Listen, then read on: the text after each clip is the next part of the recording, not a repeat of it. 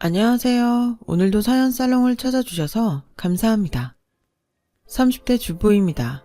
거의 이곳 사연을 매일 듣기만 하다가 얼마 전 재미있는 일이 있어서 이렇게 사연을 보내게 되었어요. 저는 유복 자녀예요. 엄마가 저를 임신했을 때 아빠는 건설 현장에서 노동일을 하시며 생계를 책임지셨죠. 매서운 추위가 한창인 어느 날 현장에서 불가피한 사고로 아빠는 제 얼굴도 보지 못한 채 하늘나라로 가시게 되었어요.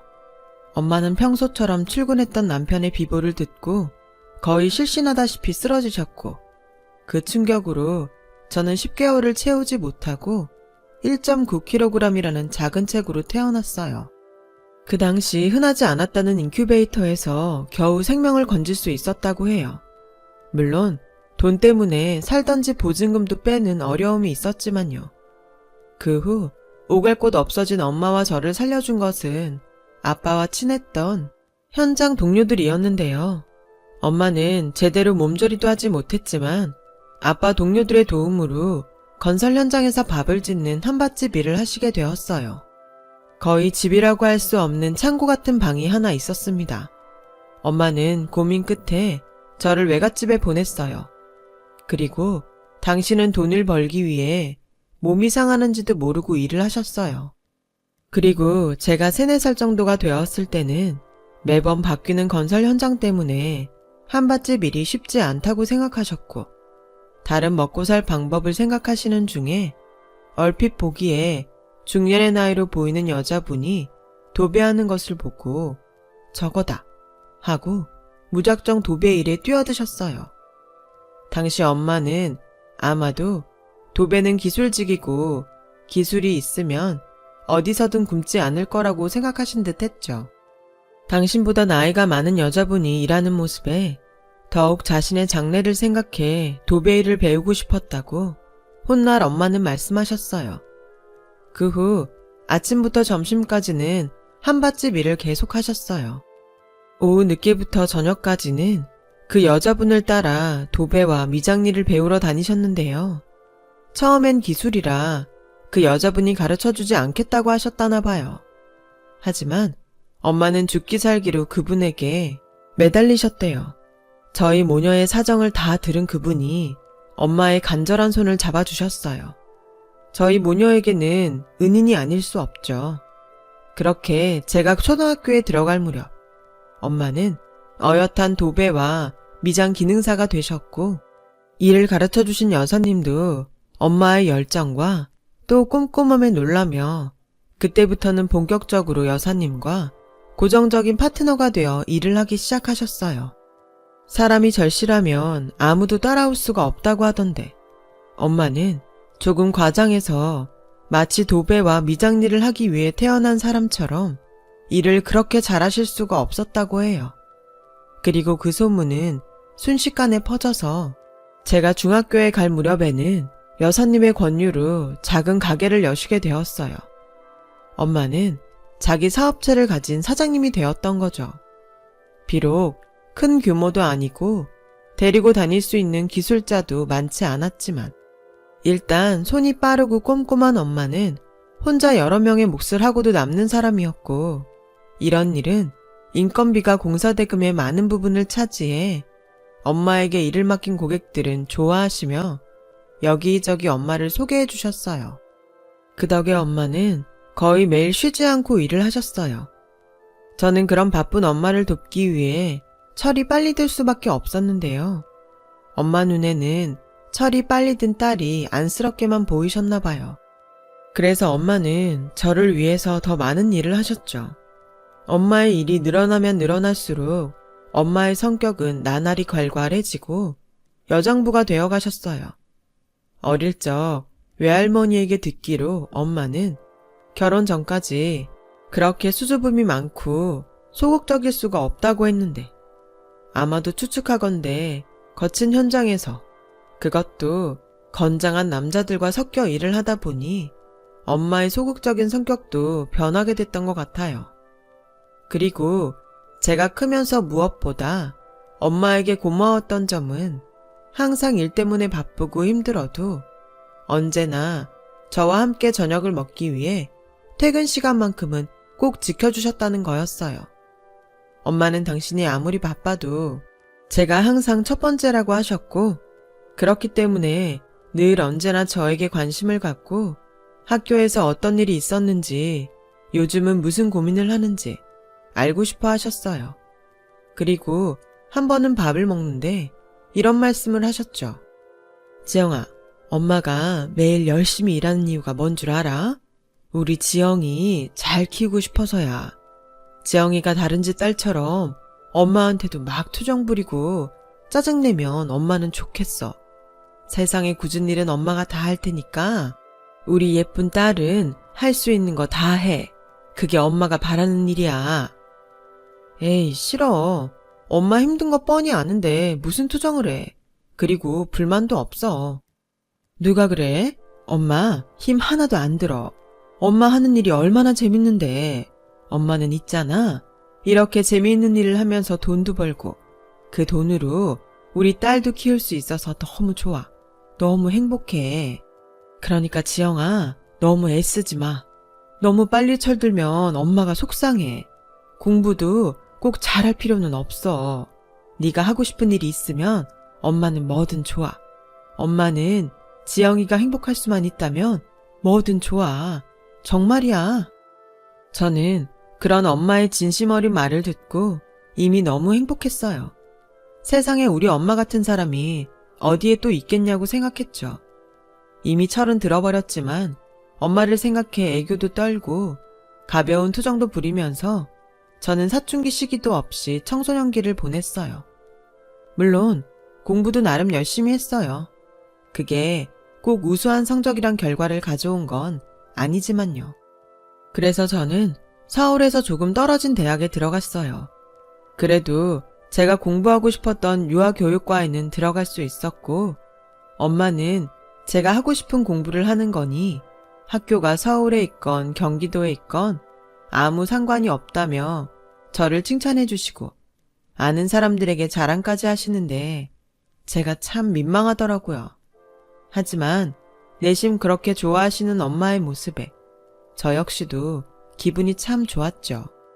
마음속으로 얼른 돈 벌어서 우리 엄마 호강시켜드려야지 하는 목표를 세우게 되었는데요. 처음 사설 유치원에 취직해서 보조교사로 일하면서 받은 첫 월급으로 엄마에게 명품 스카프를 사드리자 엄마는 이렇게 말씀하시더라고요. 내가 이 상표가 뭔지는 모르겠는데 비싸 보인다. 엄마는 이런 거 싫어. 엄마 이거 들고 나갈 데도 없어. 가서 환불하자. 네 월급이 얼마나 한다고 이런 걸 사와. 엄마 이거 비싼 거 아니야. 1000쪼가리가 비싸봤자지. 그냥 아무데나 막 하고 다녀. 그래? 이거 진짜 안 비싸? 그렇다니까. 사람 민망하게 하지 말고 얼른 목에 둘러봐. 너 진짜지? 거짓말하는 거 아니지? 근데 무슨 깍대기가 이렇게 있어 보이냐? 이 사람들 상자값도 가격에 포함하는 거 아니야? 그렇게 엄마는 저의 착한 거짓말에 괜히 상자에 화를 내시며 제가 선물한 스카프를 매일 목에 두르고 다니셨어요. 뭐 나중에 누구한테 들었는지 명품이라는 소리를 들으시고 펄쩍 뛰시긴 했는데 이미 중고가 돼버린 그걸 어쩌겠어요. 엄마는 하는 수 없이 그제야 그 스카프를 마치 신주단지 모시듯 애지중지 하셨는데 사실 지금도 귀하다며 중요한 자리에만 그걸 목에 두르세요. 아무튼 이렇듯 저와 엄마는 세상에 단 둘이기 때문에 특별했고 애틋했어요. 그래서 저는 결혼 같은 건 생각도 하지 않고 평생 엄마와 살겠다고 생각했었어요. 하지만 사람의 인연이란 게 제가 마음먹은 대로는 되지 않더군요. 제가 유치원에 한 6개월쯤 일을 할 때였어요. 평소 저를 예쁘게 봐주시던 원장님께서 저에게 괜찮은 남자가 있으니 소개를 하고 싶다고 하셨고 다른 사람도 아닌 원장 선생님의 주선이라 저는 거절할 수가 없었어요. 또 부담도 엄청 됐고요. 그래서 고민하며 적당히 거절할 구실을 찾고 있었는데 그런 제 모습을 엄마는 수상하다고 여기셨어요. 너 무슨 고민 있어? 아까부터 뭐 마려운 강아지처럼 끙끙거린다. 내가 언제? 괜히 엄마는 생사람 잡아. 내가 눈치가 얼마나 빠른데. 뭔데 그래? 좋아하는 남자라도 생겼어? 아니야. 진짜 헛다리 짚는 데는 선수라니까. 그럼 뭔데? 사랑 궁금하게 하지 말고 빨리 말해봐. 저는 귀를 쫑긋하고 기다리는 엄마에게 어쩔 수 없이 원장 선생님 주선으로 남자를 소개받게 되었다는 이야기를 했어요. 그러자 엄마는 깔깔 웃으며 이렇게 말씀하셨는데요. 야, 누가 너 보고 시집가지 말래? 그리고 누구 마음대로 평생 나랑 살아? 엄마도 좀 혼자서 편하게 살아보자. 늦가기엔 엄마도 연애도 좀 하고 그래야 하지 않겠어? 헐, 정말 그런 생각을 하고 있었어? 나는 뭐 평생 너만 키우다 늙어 죽냐? 그러니까 괜히 만나지도 않았는데 끙끙거리지 말고 가서 만나보고 사랑 괜찮으면 연애도 해. 뭐 내친 김에 결혼해도 돼. 엄마는 그렇게 빨리 나를 시집 보내고 싶은가 봐. 완전 서운해. 오바하긴? 너 아직 그 남자 얼굴도 못 봤잖아. 근데 꼭 금방 시집갈 사람처럼 말한다. 혼자 김칫국을 너무 마시는데. 엄마, 이제 엄마랑 말 안 해. 저는 그렇게 엄마랑 이야기하다 제가 쓸데없는 고민을 하고 있다는 것을 깨달았어요. 원장 선생님이 주선하는 소개팅 자리에 나가게 되었죠. 그곳에서 저는 제 인생을 바꿔놓을 인연을 만나게 되었어요. 물론 처음부터 그랬던 건 아니었고요. 서로를 알아가기 위해서 몇 번 데이트를 했는데 사람이 만나면 만날수록 괜찮더라고요. 엄마는 김칫국이라고 했지만 실제로 이 남자가 지금의 제 남편이에요. 남편은 생긴 것도 반듯하게 생겼고 배려심이 많아 항상 저를 만날 때마다 제가 불편한 것이 없는지 확인하는 사람이었어요. 그리고 언제나 저에게 가장 좋은 것을 양보하는 사람이었는데요. 태어나 아빠라는 존재를 모르고 산 저였기에 남편의 그런 모습은 제 마음을 흔들고도 남았어요. 다행히 남편 역시 저를 결혼까지 생각할 만큼 많이 좋아해 주었고요. 하지만 이렇게 사랑이 깊어질수록 저는 걱정이 하나 있었는데요. 원장 선생님한테 살짝 들은 것도 그렇고 남편에게 듣기로 남편의 집은 뭐랄까 쉽지 않은 그런 집이었는데요. 미리 앞서 걱정하는 건지 모르겠지만 한부모 가정에서 커온 제가 성에 차지 않으실 것 같아 저는 남편 몰래 그리고 엄마 몰래 쏘가리를 해야 했어요. 처음 남편의 집에 인사를 가던 날 저의 그런 불길한 예감은 틀리지 않았어요. 엄마, 아버지, 제가 먼저 말씀드렸던 여자친구예요. 안녕하세요. 임지영이라고 합니다. 그냥 단순히 인사를 드렸을 뿐인데 들려오는 어떤 대답도 없었어요. 이미 남편에게 제 이야기를 전해들은 시부모님은 제가 마음에 들지 않았던 거였죠. 한마디로 저 같은 며느리는 당신들에게 가당치도 않으셨던 거였어요. 시부모님은 아버님이 중학교 교감 선생님이셨고 어머님이 전업주부셨는데요. 아버지는 가부장적인 데다 체면을 중시하는 분이셨고 어머니는 요즘 세상에도 여자는 결혼하면 직장을 그만두고 현모양처가 되어 집안일과 남편의 내조에 힘을 써야 한다고 생각하는 고리타분한 분이셨어요. 그렇게 1시간 동안 이러지도 저러지도 못하고 눈치만 보고 있었어요. 그런데 남편이 먼저 침묵을 깨고 이야기를 시작하더군요. 이 사람 무안해요. 이제 그만하세요. 전에도 말씀드렸지만 저는 이 사람이랑 결혼할 겁니다. 엄마 아버지가 허락해주지 않으시면 제가 알아서 할게요. 더 이상 제 식구 될 사람 상처 주고 싶지 않습니다. 예, 우리가 뭘 했길래 상처를 줬다는 거야? 어이가 없네. 안 그래요, 여보? 당신은 가만히 있어. 알겠어요. 아니, 나는 그냥... 나는 길게 말하는 스타일이 아니야. 그래서 본론만 말하면 자네 같은 며느리는 볼 수가 없네. 미안하지만 돌아갔으면 좋겠네. 아버지, 너 지금 애비가 말을 하는데 끼어드는 거냐? 어디서 배워먹은 버르장머리야? 그래도 말은 해야겠어요. 제 인생이잖아요. 아버지 며느리 전에 제 안사람 될 사람이에요. 아버지가 마음대로 좋다 싫다 하실 수 없어요. 아버지가 말씀하시는데 내가 너를 그렇게 키웠어? 당신은 조용히 있으래도. 네 말은 그러니까 나랑 상관없이 네 마음대로 결혼을 하겠다는 거야? 아니에요. 당연히 아버님 어머님 허락을 받고 해야죠. 남자들이 말을 하는데 여자는 끼는 거 아니야. 너 말해봐. 나랑 상관없이 이 아가씨랑 결혼할 거니? 네, 할 거예요. 이왕이면 좋게 허락받고 축복도 받으면 좋겠지만 어렵다면 어쩔 수 없죠.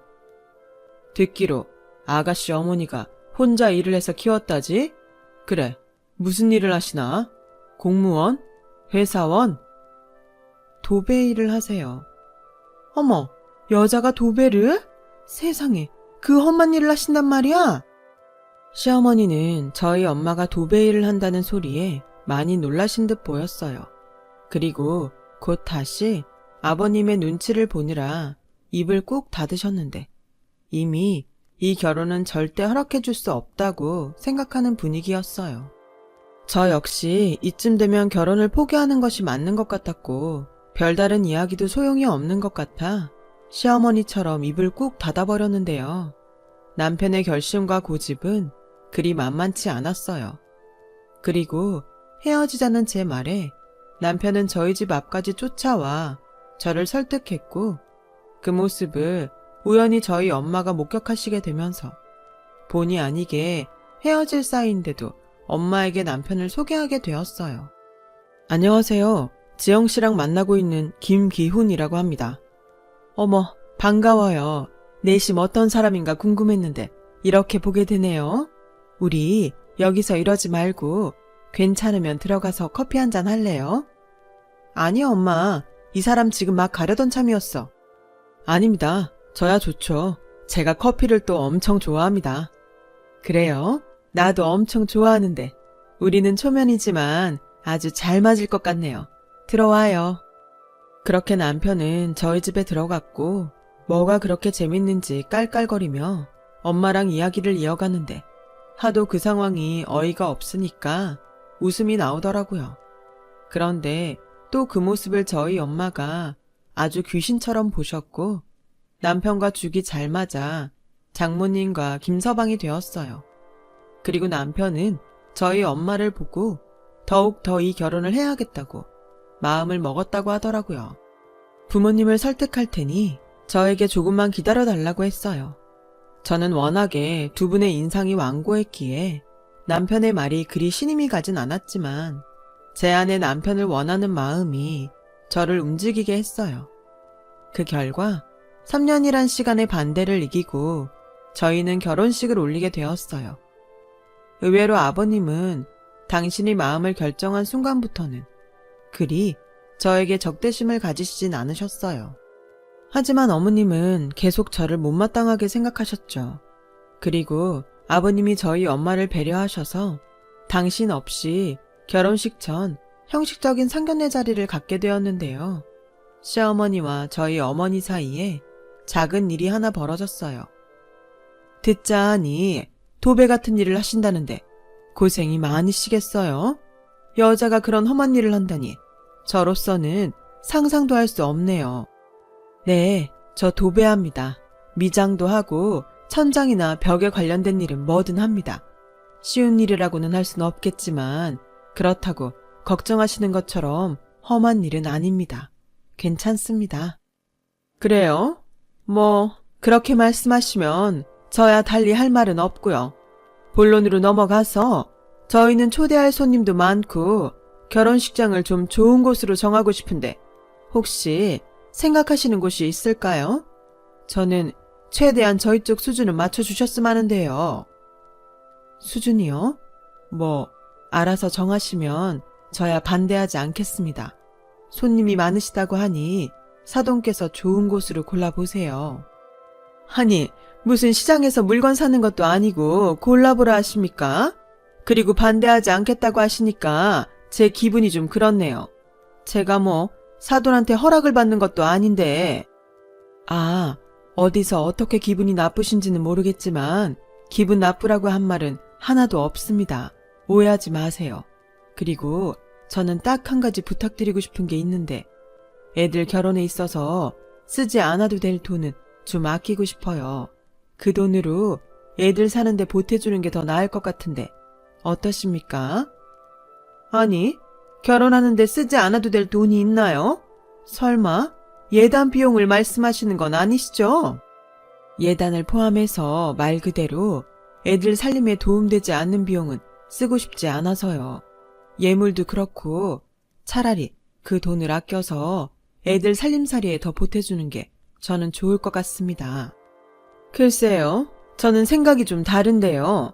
형식적인 건 그래도 지켜주셨으면 좋겠습니다. 참으로 팽팽했던 양쪽 어머니의 기싸움이었어요. 자수성가한 저희 엄마는 원래부터 돈이 있건 없건 쓸데없는 지출은 세상에서 가장 비싼 낭비라고 생각하시는 분이셨고, 시어머니는 저희 엄마가 능력이 없어서 돈을 쓰지 않겠다고 받아들이는 듯 다소 언짢은 얼굴로 화장실에 다녀오겠다고 잠깐 일어나셨어요. 저는 그 틈에 엄마에게 그냥 적당히 타협하시라고 말을 했고, 시어머니의 마음도 좀 헤아려 드리는 것이 좋을 것 같아서 화장실에 가보았는데요. 시어머니는 누군가와 통화를 하시면서 잔뜩 성을 내고 계셨어요. 아니, 사람이 굽힐 줄을 몰라. 원래 딸 시집 보내려면 친정엄마가 고분고분해야 하지 않아? 내가 진작에 도배한다고 했을 때부터 알아봤지. 아, 나는 고상하고 생활 수준 비슷한 사람하고 사돈 맺고 싶은데 이건 뭐야? 여잔지 남잔지도 모르겠고 말도 무슨 장사꾼처럼 하는 게 정말 이 결혼 모르고 싶다. 전에 네가 말한 고등학교 영어 선생님 너무 탐났는데.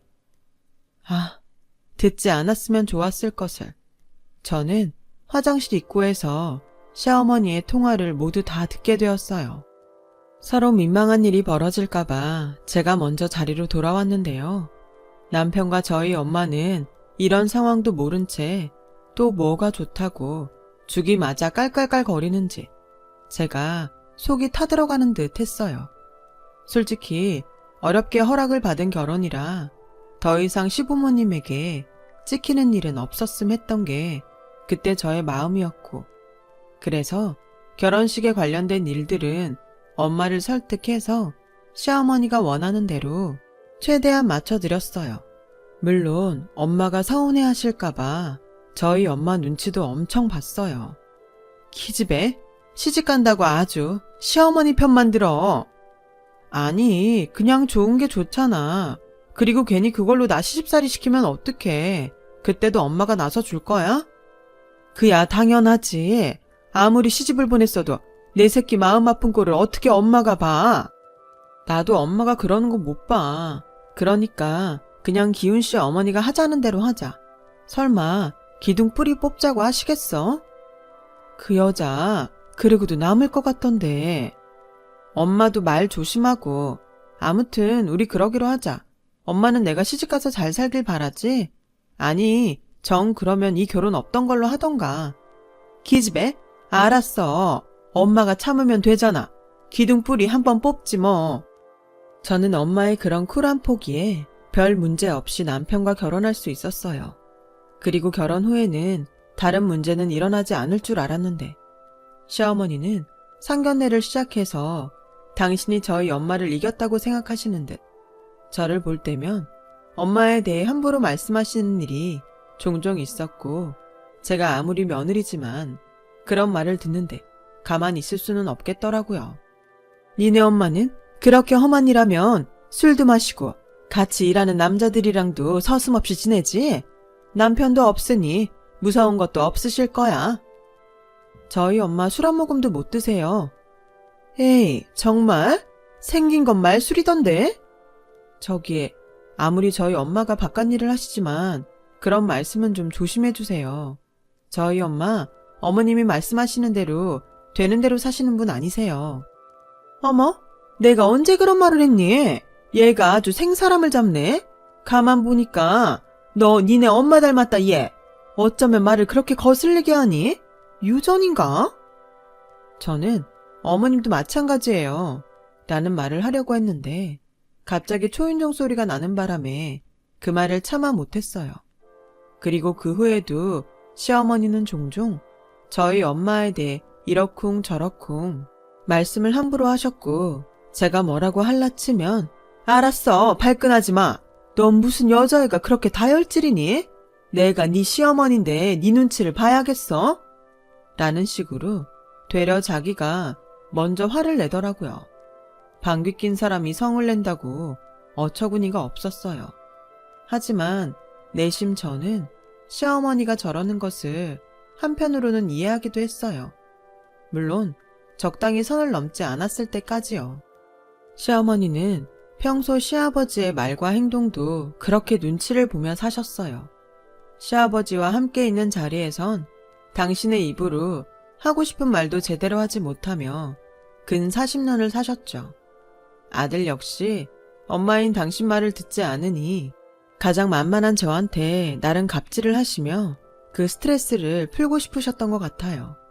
하지만 앞서 말했듯 선을 넘지 않으면 몰라도 이렇게 저희 엄마에 대해 함부로 말하는 것까지 제가 참을 수는 없고 제가 몇 번 발끈하자 시어머니는 본능대로 제 눈치도 살짝 보시게 되셨죠. 그런 당신을 발견하면 또 그게 자존심이 상하셔서 저에게 또다시 시비를 걸어오셨어요.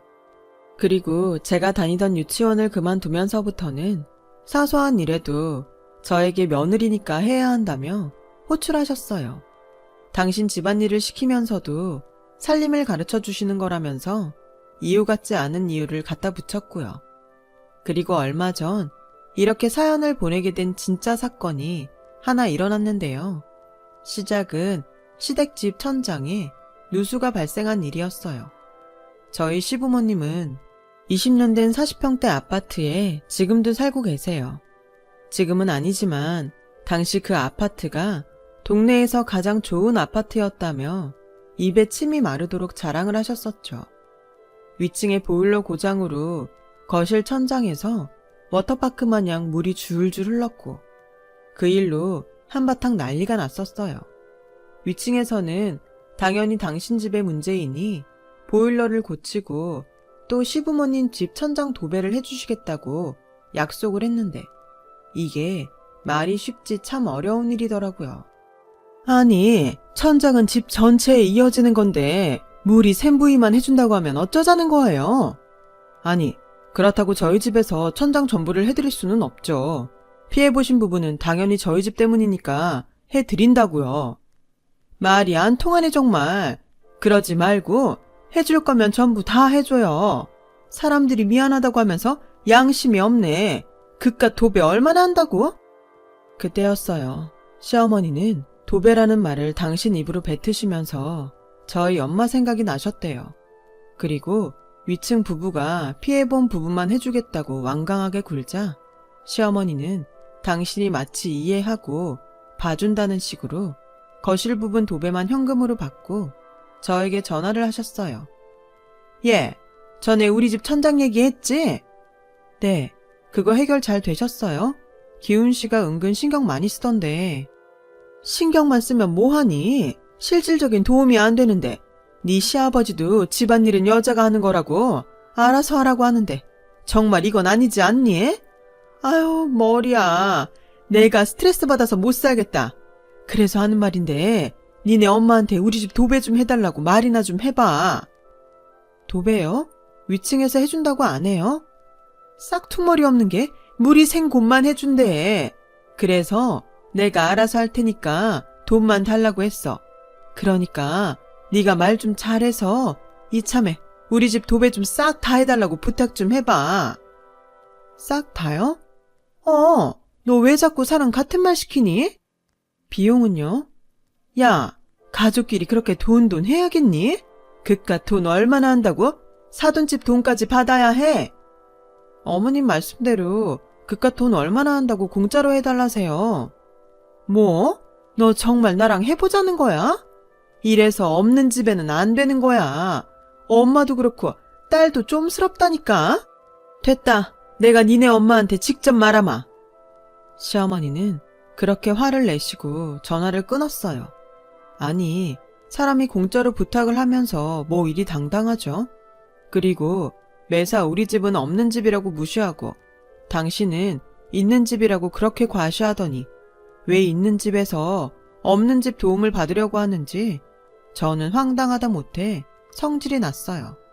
그래서 시어머니가 먼저 선수치기 전에 얼른 엄마에게 전화를 걸었죠. 시어머니 집 누수 문제와 조금 전 통화 내용까지 모조리 다 엄마에게 말을 했어요. 그러자 니네 시어머니 진짜 어이없다. 그깟 도배 내가 공짜로 해줄 수는 있는데 니네 시어머니 심보에 놀아날 수는 없지. 내가 이번 기회에 네 시어머니 기 한번 제대로 꺾어야겠다. 너 김서방한테 아무 소리 하지 말고 모른 척해. 저는 엄마에게 시어머니가 부탁을 해도 거절하라고 말했는데 엄마는 도리어 저에게 걱정하지 말라며 모른 척하라고 하셨어요. 그리고 일주일 후 시어머니는 저희 엄마가 집 도배를 해주신다고 약속했다며 도배 날짜를 알려주셨어요. 그래도 네가 딸인데 그날은 네가 와서 엄마를 도와야 하지 않겠니?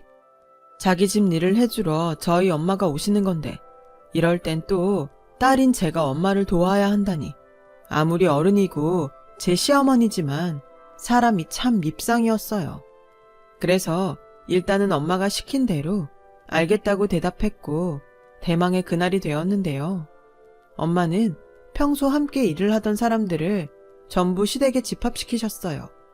그리고 체구는 가장 작지만 누가 봐도 저희 엄마가 대장처럼 여기저기 지시를 했고 가장 높은 곳에서 기다란 받침대 위에서 마치 춤을 추듯 거뜬히 일을 하시는데 사실 저도 엄마가 일하시는 모습은 처음 본 거라 신기하기만 했어요.